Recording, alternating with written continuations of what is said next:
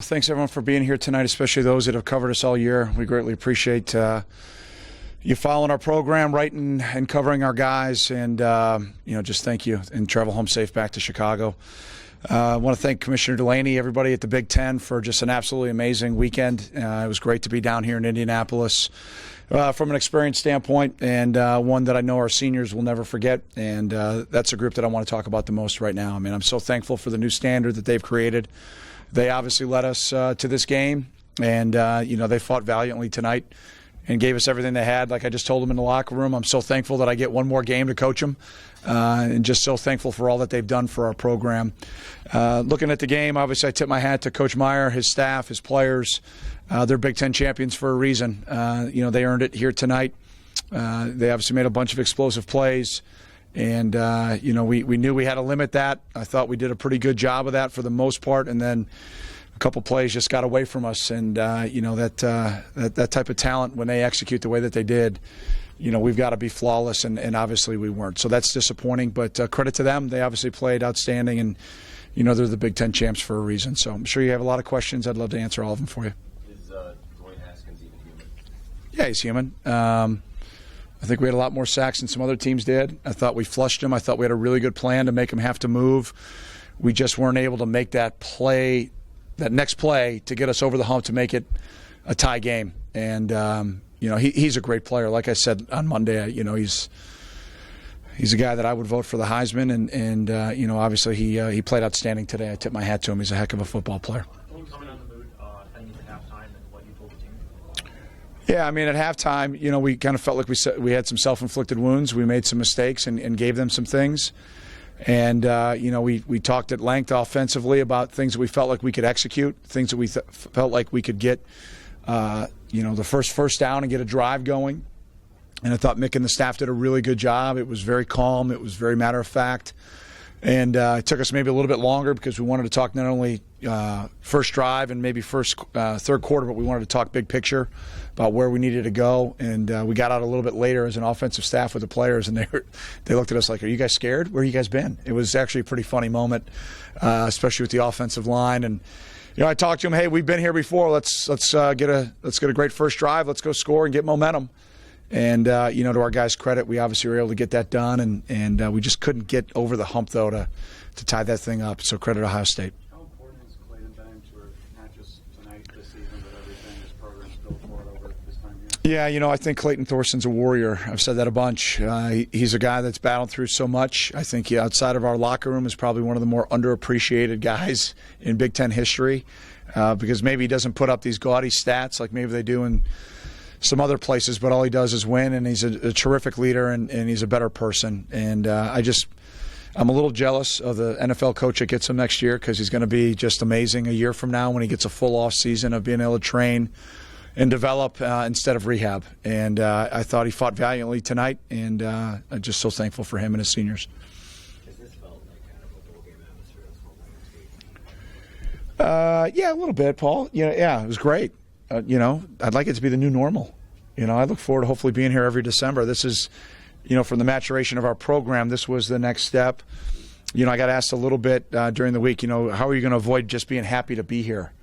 I think we proved that we weren't just happy to be here. I think our guys understand to get to this game, you have to earn it.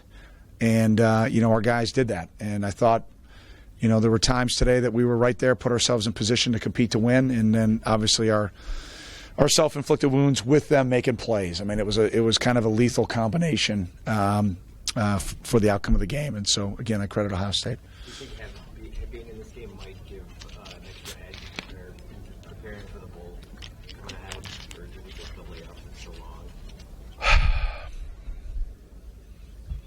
Just thinking about it now that you've asked me, I hope it ends up being a great, especially for many young players as we had out there tonight, a great lesson, not only for the bowl game, but then for the future. I really think they prepared really well, and I don't think the moment was above them. I don't think they panicked. I don't think they pressed.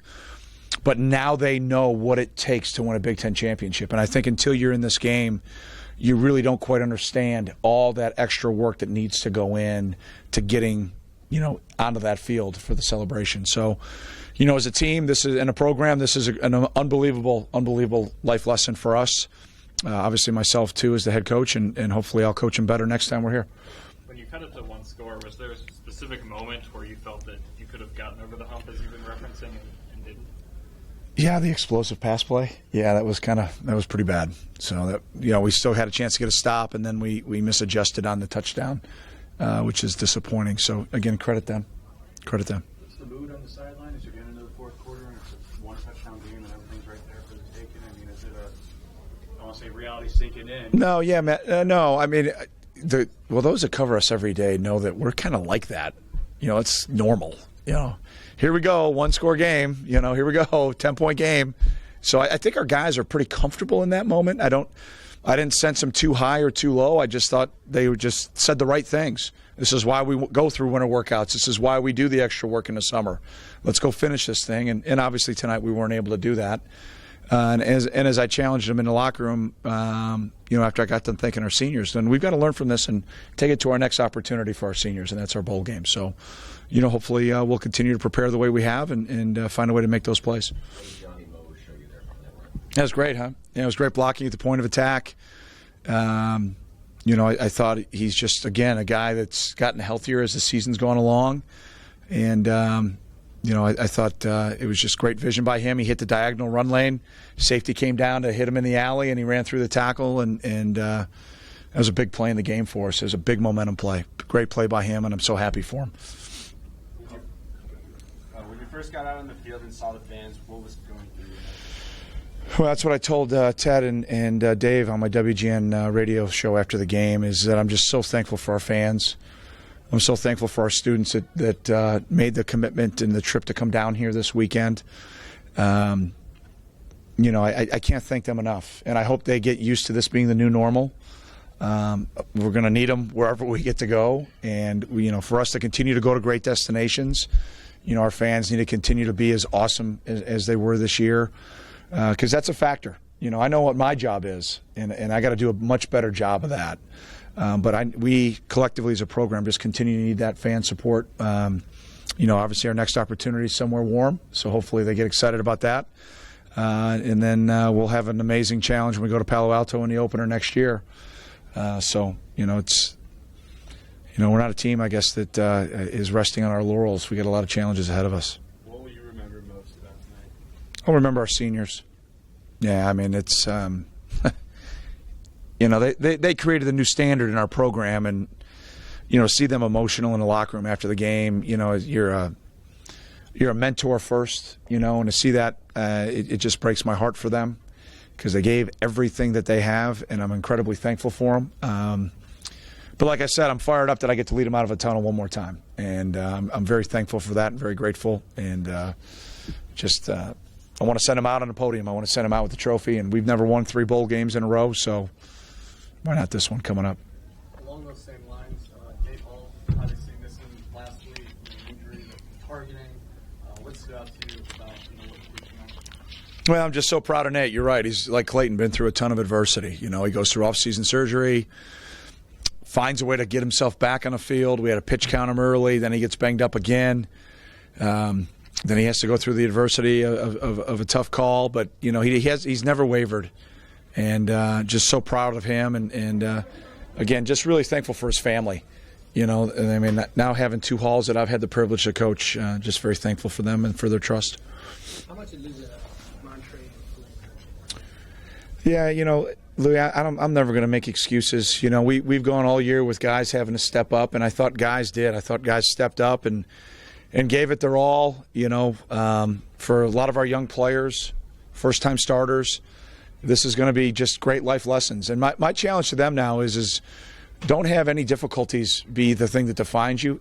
Have that momentary failure be an incredible motivator to help you get better. And, that's what I try to do with some guys coming off the boundary. I mean, he gave some things up. Okay, what happened? What'd you see? How can you fix it? Let's move forward. And as a competitor, you got to have a great ability to learn, and you got to have a short memory. And sometimes you're going to get bucked off the horse, so to speak, but you got to get right back on it. And I thought those guys that had to step up for Montre and for Flynn did that for us. And Do we have to coach them better, and will they play better? Yes, absolutely. But I've got all the confidence in the world in them, and I'm just I'm thankful for their fight and their battle today. How the turnovers impact the game for you guys, and 3 turnovers kind of out there? Well, we're trying to make a play on the first one, and it's a 50-50 ball, and what a great play by their DB. You tip your hat to him on that. We get hit from behind twice, and there's not a whole lot a quarterback can do when he gets hit from behind when he's just setting his feet. So we got to look at, did we help enough protection-wise? Was the route too long? But our defense got some big stops, right, and kept us in the game, which that's team football, right? Negative things are going to happen. You got to go put the fire out, so to speak. And I thought our defense, for the most part, rose to the occasion in that scenario. But you get against a team like that, you got to play clean. You can't turn it over. But then I think we forced 2 big ones also. But to end up on the, that's kind of that one more drive. Being -1 in the turnover ratio against an outstanding football team makes it difficult to win. Anything else? I'll answer anything else. All right, thanks, Coach. All right, thanks a lot. Happy holidays. Merry Christmas. Go Cats. Thanks. Clayton Thorsen coming right up behind Coach.